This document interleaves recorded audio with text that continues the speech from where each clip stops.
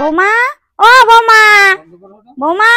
হ্যাঁ মাসি, ও অনেকদিন পরে এসেছেন তো, আসেন আসেন, বসেন এখানে বসেন। ও বৌমা, দাও দেখি একটা শাড়ি দাও, চেঞ্জ করি। এই নিন মাসি শাড়ি নিন। আর বলছি কি মাসি, অনেকদিন তো আপনার হাতে রান্না খাই না, আজকে একটু আপনি রান্না করেন না, আপনার হাতে রান্নাটা খাই। ঠিক আছে, তুমি যখন বলছো তখন করেই দিচ্ছি রান্না। ঠিক আছে। ও বৌমা, একটু শুনে যাও, এদিকে আসো, শুনে যাও তো। হ্যাঁ মা বলেন। এই দেখো, মাসি আসুক আর যেই আসুক, কদিন আগে বাড়িতে এত ঝামেলা গেল, অতীত বতীত চলে গেল, আমি কিন্তু আর কোনো কিছু করতে পারবো না। যা করার তুমি করবে। দাঁড়ান মা, আমার কাছে একটা বুদ্ধি এসেছে, আপনার কিছু করতে হবে না, আমি সব প্ল্যান করছি একটা, দাঁড়ান। বাপরে বাপ, এসে পারলাম না আর শাশুড়ি বুঝবো আমার হাতে রান্না খাওয়ার জন্যই ব্যস্ত হয়ে পড়েছে।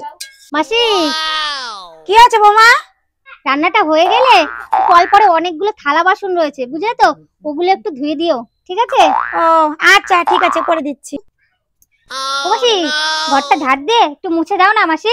ঠিক আছে বৌমা। বাড়িতেও কেটে কেটে মরবো, এখানেও এটা করো সেটা করো, আমার দরকার নেই বেড়ানোর, অনেক হয়েছে, এবার বাড়িতেই চলে যাই। আমি যাই, বাড়িতেই চলে যাবো। কোথায় যাচ্ছিস? মাসি চলে যাচ্ছে, থাকবো না, থাকবো না।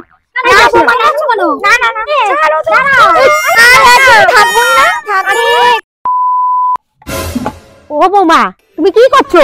এত থালা বাসন ধুচ্ছ কেন? তোমার ঠান্ডা লেগে দিবে। ওঠো ওঠো ওঠো। মা, এই বালতি দুটো রয়েছে, এই দুটো মেজে নি, তারপরে উঠছি। ওঠো তাড়াতাড়ি ওঠো, আর দিতে হবে না, ঠান্ডা লাগবে। ওঠো।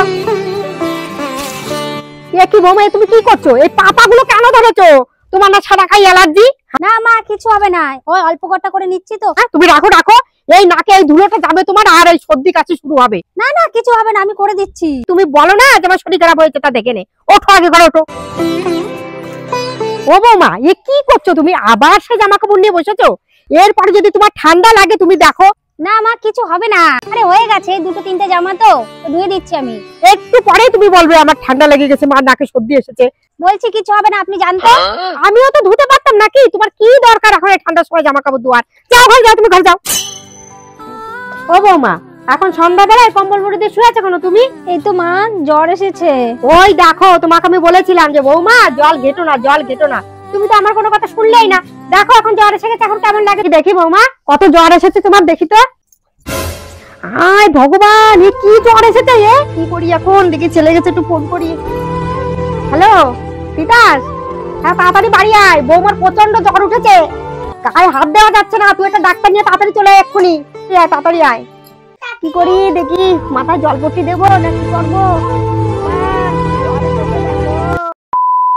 দিয়ে দিয়ে এমন বৌমা এনেছি, আমার কপালটাই পুড়েছে।